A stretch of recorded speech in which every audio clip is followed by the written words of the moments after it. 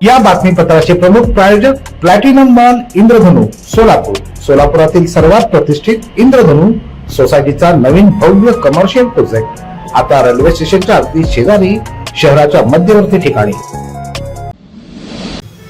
कृषी शास्त्रज्ञ डॉक्टर लालासाहेब तांबडे यांना इनोव्हेशन अवॉर्डनं सन्मानित करण्यात आलंय.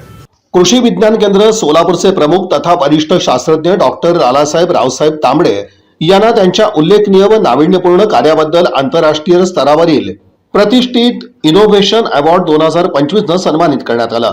हा भव्य सन्मान नवी दिल्ली इथं 15 डिसेंबर रोजी मान्यवरांच्या हस्ते प्रदान करण्यात आला.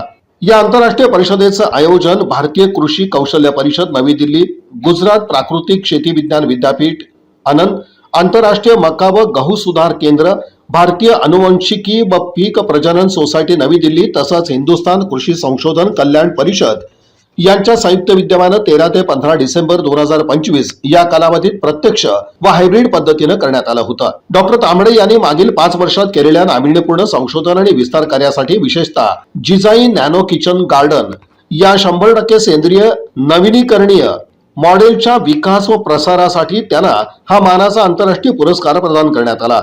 या मॉडेलद्वारे अत्यल्प जागेत घरच्या घरी विषमुक्त भाजीपाला उत्पादन शक्य होत असून आरोग्यदायी जीवनशैलीला चालना मिळत आहे.